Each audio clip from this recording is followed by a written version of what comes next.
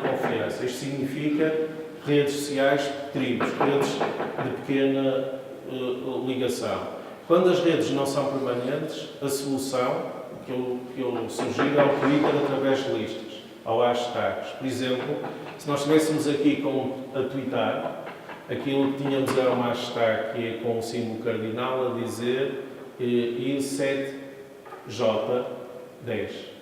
E então, todos nós, independentemente se nos seguirmos uns aos outros, aquilo que íamos dizendo ficava coligido dessa forma e podíamos ver o que estava a acontecer aí. E, ao ver isso, eu próprio podia analisar mais tarde o que tinha sido o resultado e aquilo que era crítica positiva e negativa. Há quem neste momento utilize um software de SIS que só funciona para PowerPoints em Windows, permite fazer uma passagem dos twitters à medida que estão a fazer a apresentação. Sugiro que não o façam, principalmente em ambientes de pares. A minha pior experiência de aulas que tive foi no INESC, em 1998, em que tive o meu irmão, o professor Triboleur, o Lourenço Fernandes e outras pessoas que conhecem aqui, o professor Pimentel. Bem, eles até bolas de papel me atiravam. Ars é terrível, não é? Boca, também. Porque basta que um faça a escala para imaginar o que é eu de costas passar a língua. Até da altura, tudo aquilo que uma pessoa diz ou tenta passar fica completamente esbatido. No entanto, funciona muito bem se nós tivermos um ambiente de trabalho que está a decorrer em grupos e tivermos uma projeção em que todas as pessoas estão a reportar e há uma espécie de janela ou de muro de ocorrências. Isso funciona bem, desde que não haja ninguém no palco. E tem sido uma experiência gira. Ao mesmo tempo que não só os relatórios deles ficam facilitados, portanto há reutilização, como o material que uma pessoa retira para poder reutilizar é grande. Estão a ver? Portanto, a questão da gestão da informação é um aspecto interessante. Funciona quando há proximidade, e é por isso que esses meios são muito mais encantadores quando estamos no mesmo local, no mesmo sítio, olhar nos olhos, interagir fisicamente. Quando o número dos grupos não ultrapassa o número mágico de 9, que é o número de opções dos menus da interface homem-máquina.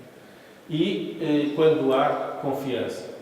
A grande dificuldade em estabelecer ou criar atividades e dinâmica de atividades, na minha experiência, tem sido, eu tenho tido isso, quando faço isso, por exemplo, com alunos de MBAs, de gestão, que são mais maduros e estão mais disponíveis e, portanto, o nível de confiança, autoconfiança deles é maior, funciona logo.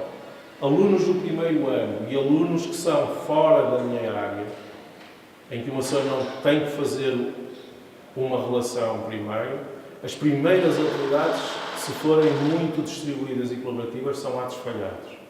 Pelo menos essa é uma experiência que faz com que os ativadores de coesão sejam proximidade, escala humana e confiança. O indivíduo e a rede têm que se criar aqui um facto que há alguma coisa a receber e a dar, e mais uma vez o Twitter é a forma de nós até no momento podermos ver como isso funciona.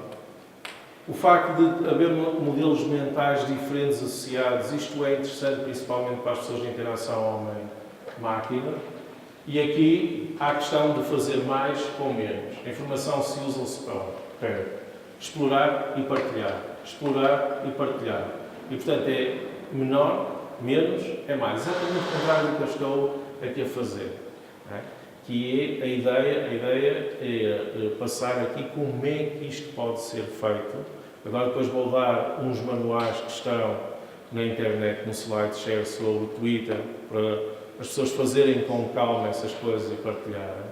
Porque isto é o que não vem nos livros, mas isto só pode ser feito em ambientes muito circunscritos. Não é? O integrar para usar. Isto aqui tem a ver com a agregação e com o facto de agora muitos dos serviços que estão disponíveis na web poderem comunicar uns com os outros. E isso faz com que, quando uma pessoa toca num, pode distribuir para os outros. Eu penso que o SlideShare é o campeão naquele conjunto que eu tenho, porque ao colocar as coisas num SlideShare, depois permite que eu coloque no Facebook, no Buzz, no blog, no Twitter, e assim sucessivamente, com diferentes níveis de conteúdos e com mensagens diferentes. Portanto, é essa a ideia base que queria deixar aqui. O problema é o excesso de informação. Leio aqui, este é o grande problema, é que quando a informação é mais do que muito. Gerir tarefas, gerir tempo, estimular e promover a criatividade é aquilo que se pretende. A competência passa a ser a preocupação para ser interagido. E, de alguma forma, tudo aquilo que eu disse aqui está condensado neste artigo que está a distribuir, que é uma espécie de discurso da sociedade da informação e das redes e da web social. Exemplos: atividades, ferramentas e desafios. Eu acho que sem estes três, este triunvirato não se obtém resultados. O que é que significa? Que é preciso integrar. Integrar isso é gerir o esforço importante que é o primeiro reduzir, que é reduzir conteúdos, ver como é que nós podemos lidar com os conteúdos que é para serem tratados com a pista digital, reutilizar, que é para fazer com que os conteúdos dos alunos sejam reutilizados. E isso aumenta o nível de confiança e de envolvimento deles. E depois recuperar os mesmos para as vezes seguintes. Isto põe-se aqui essa ideia. Há muitas mapas semânticos da web social. Eu deixei este aqui que eu gosto deste. Este aqui é muito recente, é particularmente denso, mas é suficientemente interessante, que é para poderem perceber que o essencial aqui é o eu. Para que nós, num conjunto deles, é que criamos uma unidade. A resposta é claramente tribos. Que é para nós não termos de ter uma unidade de gente que é os do Benfica, outros do Porto, os PSD, outros CS, os gostam de Pepsi e outros de Coca-Cola, e que se põem a discutir muito essas coisas, estão tão destruturados que nunca chegam a fazer. Portanto, nós estamos irmanados por fazer alguma coisa em comum. Daí a importância da questão das ferramentas, das atividades e dos desafios, que é que faz funcionar. Bem, o clássico das homepages hoje em dia já não funciona e as plataformas de e-learning são muito contidas. São um bom ponto de partida, mas têm que ser estendidas com um grau de liberdade que permita integrar conteúdos exteriores à instituição. De qualquer maneira, se nós tivermos que justificar porque damos determinada nota com caráter subjetivo, a fé pública da nota e a memória do que fica registado é o que está aqui, porque provavelmente daqui a 2 anos nós não conseguimos recuperar, se tanto tempo, recuperar aquilo que está no Twitter. Por exemplo, em 6 meses o que está no Twitter é adquirido pela Google e por uma outra empresa que se vai criar e aí vai ser vendido. Se eu quiser ir ver, por exemplo, os tweets que fiz para o TED do Porto, fui lá, estive a tweetei um de cada 2 em 2 minutos durante 10 horas. Eu nunca julguei que é possível. Paguei uma fatura muito grande. Ou a semana fiquei com a cabeça em água, mas conseguiu-se fazer isso, 200 e tal twitters. E fiz um relatório que está em SlideShare, podem lá ver, e quando quis compilar tudo, porque deixei passar o tempo, disseram que tinha que pagar 200 e tal dólares, que é para recuperar a história toda.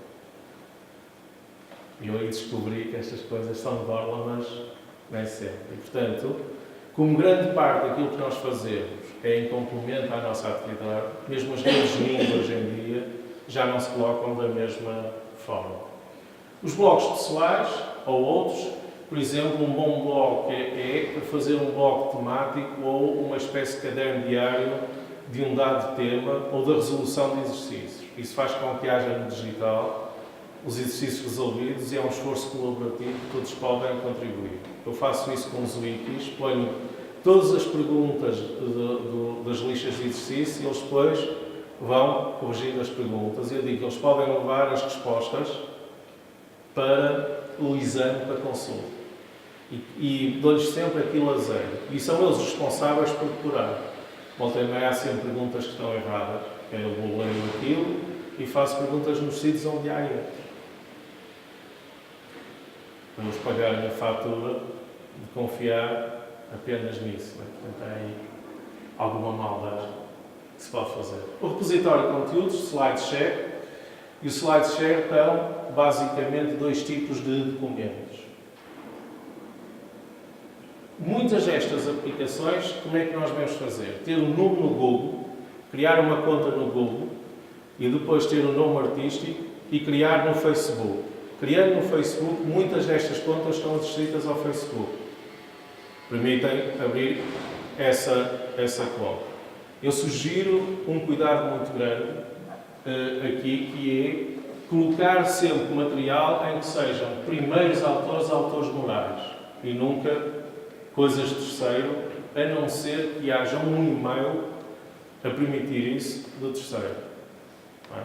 Portanto, o controle. Nós temos apresentações e documentos, também há vídeos, eu prefiro o YouTube. Essa é a regra de ouro. Quanto mais próximo do Google estivermos, mais alto estamos. Então, não pôr tudo na mesma mão. O acesso livre. E também temos, eu não sei quem daqui tem conhecimento do RCAP, mas também é um endereço muito interessante. Estão os repositórios de todas as universidades portuguesas, com as monografias e as dissertações de mestrado e as teses de doutoramento, pelo menos isso já está. Os relatórios internos dos centros de investigação também vão estar. Isto é também um sítio que nós podemos utilizar. Isso chamam-se as referências, que é, hoje em dia, muito daquilo que nós podemos utilizar, em vez de passarmos os documentos propriamente ditos, referenciarmos os documentos. Qual é a importância do acesso livre deste tipo de ferramentas? É que eles utilizam um conceito que é o conceito do ângulo. Isto é, o URL que utilizam, independentemente da posição física da informação, mantém-se inalterável. Quer dizer que é uma evolução na noção de arquivo importante para se tomar. Logo, todas as nossas universidades, a Universidade do Porto incluída, têm uma estrutura onde podemos guardar e gerir versões neste sistema. E depois utilizar apenas referências que cabem otimamente em 140 caracteres. O áudio e o vídeo tem a possibilidade de...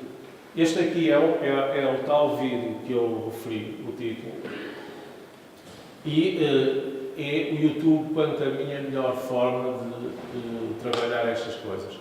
Eu não sei, um bom desafio, se tivéssemos agora uma sábado à tarde, um primeiro trabalho seria fazer para um dado tema uma sessão de 5 minutos em que uma pessoa escolhe vídeos até 2 minutos, que é para ilustrar o tema.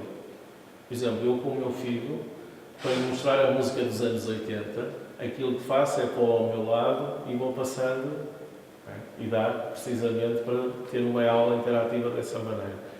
Há excelentes conteúdos no YouTube na nossa área. Há empresas que se dedicam a isso e que os têm aberto, principalmente naquilo que são as microleituras, que nós também podemos criar. Para nós criarmos as nossas próprias leituras, hoje em dia nós utilizamos um software que é open source, que se chama Alvici. O Alvici permite fazer um tratamento do áudio excelente. Com uma câmera e com o vídeo normal do computador, nós podemos falar sobre um dado assunto e fazer até 3 minutos, colocar até 10 mega no YouTube e falar sobre alguma coisa. Por exemplo, sobre as nossas a oferta que uma pessoa tem de uma dada cadeira ou de um dado seminário. Vai vir o tempo que uma pessoa vai ter cadeiras abertas e que as pessoas se inscrevem nelas. Né? Portanto, isso está a ser discutido para esse efeito. E depois fazer introduções. Isso é o que faz a malta no MIT. Nós também podemos fazer uma coisa desse género. No YouTube, se forem ao meu, tem lá uma microleitura sobre as tendências do Google, da IBM e da Microsoft e as relações com as mudanças de paradigma. É um exemplo sofrível, mas daquilo que nós podemos fazer de uma forma muito simples, a baixo custo, está no YouTube, eu preparei para aqui. O microblogging, que é o caso do Twitter, é a tal ferramenta que é de mais baixo custo e que tem um inconveniente que é um conveniente, que ela tem os 160 caracteres dos SMS, portanto, em tudo igual àquela lista que nós vimos anterior, só que utiliza 20 para a identificação e, portanto, disponibiliza 140 caracteres. E ao utilizar 140 caracteres, permite que uma pessoa consiga, se tiver um lado arroba, tem um endereço antes, que é o único e que tem um utilizador. Se tiver um cardinal, é um tema e ponto, permite uma pesquisa sobre esse tema, também para pessoas que não estão na nossa área. Tem possibilidade de nós começarmos a mensagem com um D e fazermos uma mensagem privada só para uma pessoa, a pedir-lhe um telemóvel, a dizer onde é que está, enfim, coisas que não precisam de ser públicas. E tem ainda uma outra facilidade interessante, é que nós estamos literalmente a falar para o ar. As pessoas, pura e simplesmente, podem ou não ouvir-nos, o que é bom. Portanto, não é um serviço de notificação, não serve como isso, mas permite que não só as pessoas que nos seguem, como aquelas que seguimos, estejamos em conjunto. Também outras pessoas podem apanhar e podem subscrever a nossa conta. Depois, que é para nós organizarmos, quando temos, por exemplo, eu já tenho qualquer coisa com 200 e tal pessoas, eu não sigo muita gente, não é viável, nem é isso que, lá está, tem a ver com a estratégia. Aquilo que se faz, por exemplo, o professor Dias Figueiredo faz muito isso, tem um conjunto de listas em que diz, em vez de eu seguir todas estas pessoas, eu organizo as pessoas segundo temas. E de vez em quando vou a este tema ver o que é que as pessoas disseram. É uma tribo. É? Por exemplo, se nós quisermos dizer assim, diz-me qual é o exercício que tu vais ter que é para fazer a apresentação ou quando queres fazer a apresentação. As pessoas depois mandam um Twitter para essa área. Inclusivamente, isso já evoluiu tanto que já há um conjunto de aplicações associadas com o Twitter que permite fazer as tais tribos, a gestão de calendários, enviar e organizar aplicações, enfim. O mais importante é termos a atividade e depois fazer a pergunta. E onde é que nós podemos fazer a pergunta? Eventualmente, num conjunto de diretórios onde existem aplicações para isso. Ou eu penso, tenho aqui no LER excelentes pessoas que é para dar resposta a essa questão. E a Sofia Torrão, por exemplo, é uma aficionada e ela sabe mais do que eu sobre essas coisas. Há muitas características interessantes e piadas que se contam acerca do Twitter, mas mais importante que as piadas é as ferramentas. E o Twitter é por mim, a ferramenta de eleição destas áreas. Porquê? Permite, eu sei que já não é a última versão, não permite ter um conjunto de contas que eu depois possa ativar, onde eu posso enviar a minha mensagem e tenho um conjunto de serviços que posso meter imagens, vídeos e mais um conjunto de facilidades. Ao mesmo tempo que eu vejo todas as pessoas, aquelas que fazem menção minha, aquelas que me enviam mensagens diretas e que estão aqui por uma questão de respeito de privacidade, não é um bom, mas também depois colunas para outras redes sociais que eu posso incluir e ter aqui uma espécie de agregador de notificação. Verdadeiramente, eu já não sigo muito, a não ser de vez em quando no Facebook, é aqui. Esta é a minha central de comando, é uma centralina onde as coisas estão. De outra forma, era virtualmente impossível. Então, como é que eu faço? Coloco as coisas no SlideShare e depois distribuo para todos os lados. Às vezes, praticamente, vou ao Google para escrever qualquer coisa, ao Facebook para interagir e para ver eventuais coisas que estão ali. E daqui aquilo que faço é depois distribuo aquilo que não distribuí das apresentações para cada um destes sítios. Obviamente, com o de Góis e com aqueles sítios de referência, eu vou lá diretamente de vez em quando. Devia ser mais regularmente, mas é quando posso, que é para colocar lá a informação. Esta é a estratégia que segui, mas há muitas outras possíveis. Agora, depende muito do nosso contexto e depende da quantidade de tempo que queiramos disponibilizar. O caso do Facebook é um caso interessante. Uma pessoa tem um conjunto de amigos, não são amigos, é a área de interação.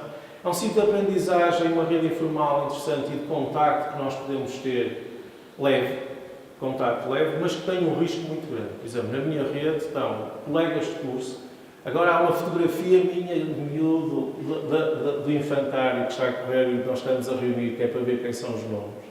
é muito giro. Tenho alunos meus, alunos e alunas, colegas, enfim. Os filhos do meu reitor, como sabem, são meus patrões. De uma universidade privada, que isso é um facto. E tudo isto pode ser uma mistura explosiva. Nós não convidamos para uma festa todo tipo de populações. Portanto, há que gerir bem este tipo de coisas. Mas como no meu caso, o Facebook é único e exclusivamente para interações e mais um canal de divulgação social, mas não privado, é uma forma de me estabelecer com o mundo e não de me relacionar com o mundo. Percebe? Portanto, isto agora, a forma como nós apoiamos cada uma dessas ferramentas é diferente. Este aqui, é visto que está aqui, não é? Preciso ter cuidado com a forma, principalmente o Facebook, eu acho que é o mais perigoso deste tipo de meios. E depois temos as redes sociais próprias. O caso do Ninho, em que nós podemos criar redes, mas que hoje em dia é pago. Portanto, temos que pagar pelo menos 8 euros ou dólares, não sei bem, por mês. Mas, para quem quiser, já existe o Grow.ps, Groups, que faz exatamente o mesmo e ainda não tem custos associados. Portanto, há sempre uma alternativa para quem não tem muito passado. Por exemplo, aquela rede de Interactive de algumas daquelas comunidades não tem forma a dar, tem que continuar lá. Muitas redes acontece isso. No meu caso, como é para os meus alunos de doutoramento, é uma coisa não financiada, portanto, é assim que deve continuar, está ali, grow.ps. A cloud leva a que haja uma simplificação dos processos e, como tal, cá está, este é o site onde podem ver um conjunto de aplicações de custo zero em que podem ter ou suportar as atividades. Portanto, aqui, esse é o... Nós não utilizamos o Twitter ou qualquer uma das ferramentas SMA, aquilo que nós fazemos é apropriamos isso de acordo com desafios ou atividades que estabelecemos e resolvemos problemas a esse nível. Este é um diretório excelente para ver, desde, por exemplo, quem utiliza o ML ou a especificação formal de vários níveis, há aqui excelentes ferramentas para fazer isso. Quem quiser produzir vídeos ou narrativas ou guiões, também há excelentes.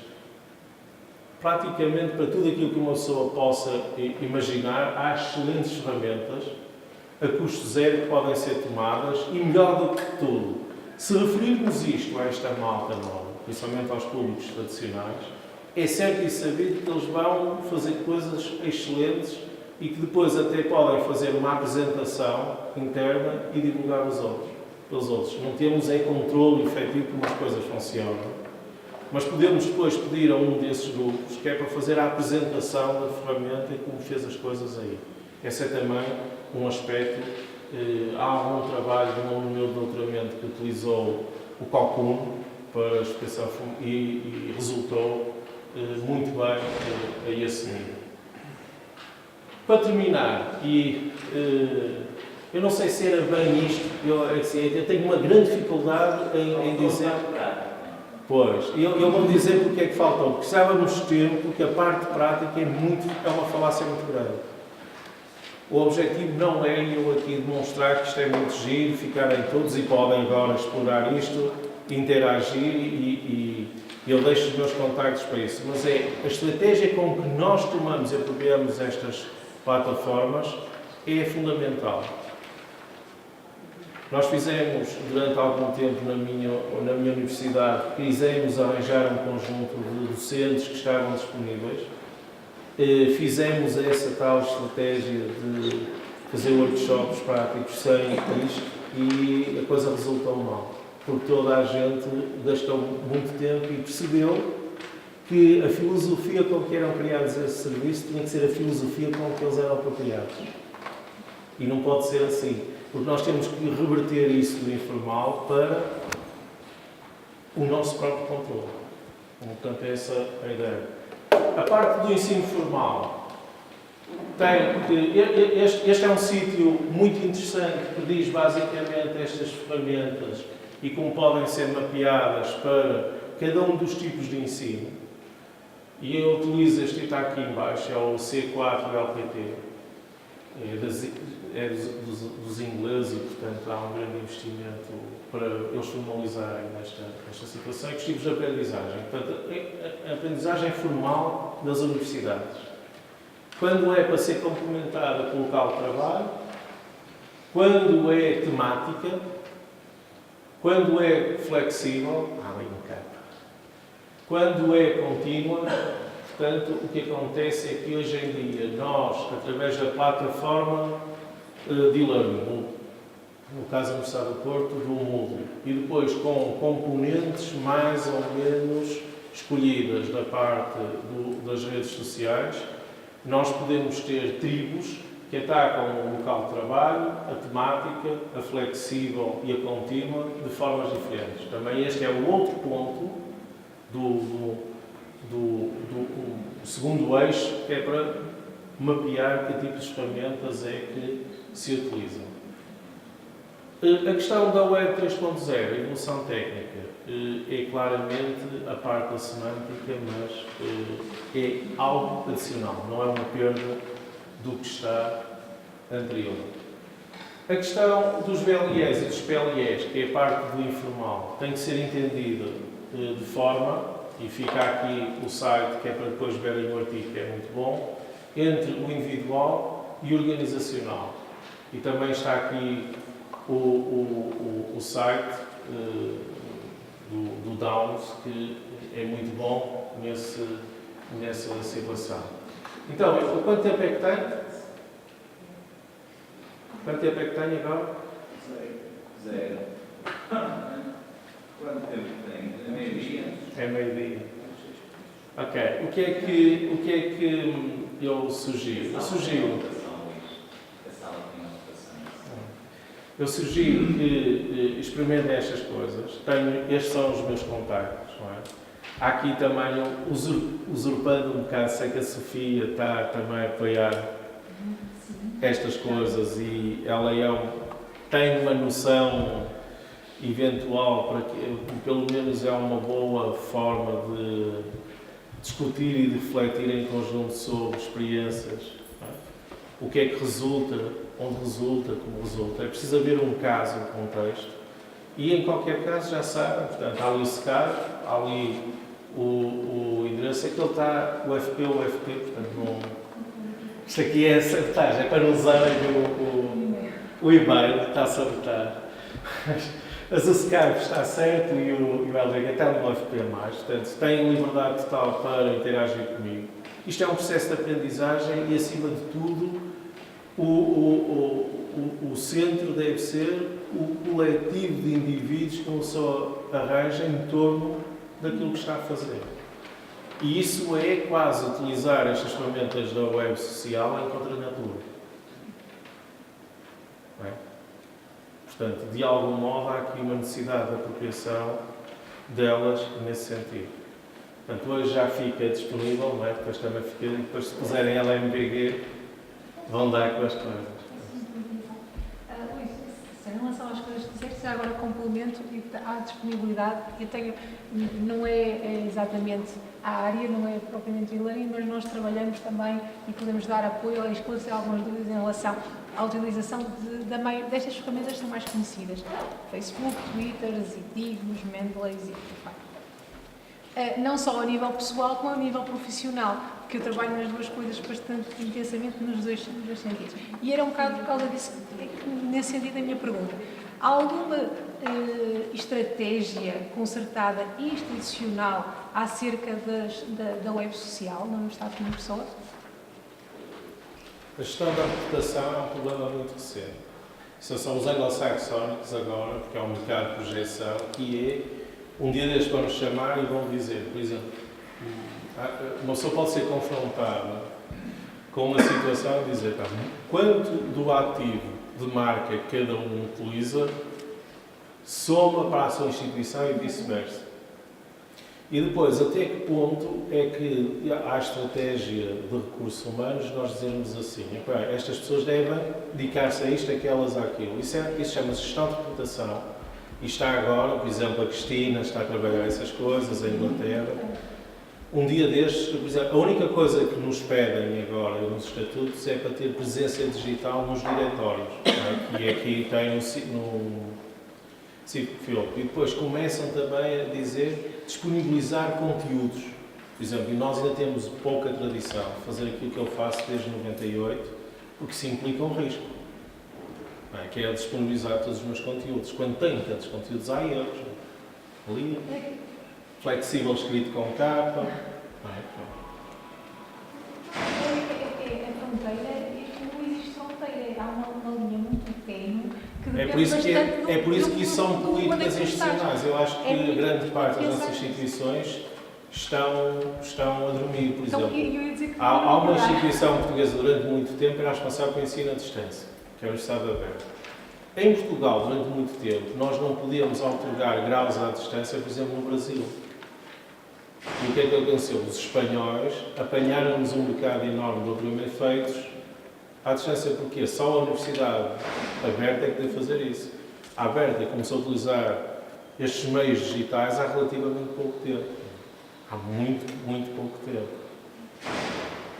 E ainda não é claro, por exemplo, como é que nós podemos, não sei se sabe agora, esta última, é que todos os cursos com menos de 10 alunos ou inscritos podem funcionar em regime de blended learning. Portanto, esse é o último. Podem não fechar, se fecharem perdem o direito a eles, mas não fechando tem essa característica. Portanto, o que é que acontece? Eu também já agora, em função disso só, é que o aspecto essencial é nós ocuparmos e criarmos um nome artístico e ocuparmos um espaço vazio que é o nosso alter ego digital. Em muitos casos, nós vamos ver com certeza que já está ocupado. Ocupado por alunos malandros e coisas que têm. Portanto, é bom termos um representante digital que seja do nosso próprio controle. Até porque, mais tarde ou mais cedo, as nossas próprias instituições vão dizer então o que é que tem ou o que é que pode somar para este... Isso conta, por exemplo, no nosso caso, já há uma política de avaliação de desempenho, já há um item que conta. Mas ainda é binário, não é? Tem ou não página pessoal, que até página pessoal, para dizer, página pessoal já não se usa ou não, responde ou não ao e-mail. Estão a ver, portanto, que é aquela primeira reação daquilo que hoje em dia já foi. Já foi. É que depois acontece coisas como um arroba UFP ou um arroba FEUP ou um arroba o Porto, quando se chega lá à instituição ela já está ocupada. E isso não Por é exemplo, há uma coisa, o E-Academy, onde eu tinha um artigo, onde tenho um artigo e nós nos podemos organizar, vieram perguntar, a pessoa da biblioteca, que é a pessoa que trata da ciência da informação, não é? Dos repositórios e disso, veio-me perguntar se achava que isso devia ser uma preocupação institucional. Eu disse, se for para fazer como o de nós, que é criar mais a necessidade de uma duplicação, sem provir os mecanismos de gestão da informação, sabes que é para isso não ser um castigo, o melhor é não. Porque também ter uma má presença. E, por exemplo, ter uma presença na internet completa em qualquer sítio é muito mais fácil para alguém que não tenha passado. Por exemplo, se eu tiver no de Góis, meter 400 artigos para o que eu tenho, é um castigo.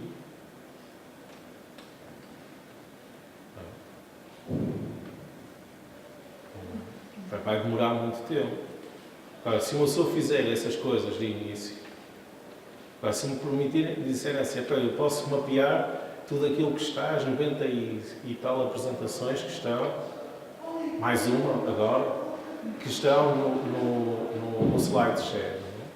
É que só ao fim de algum tempo é uma escala tal que foge ao nosso controle.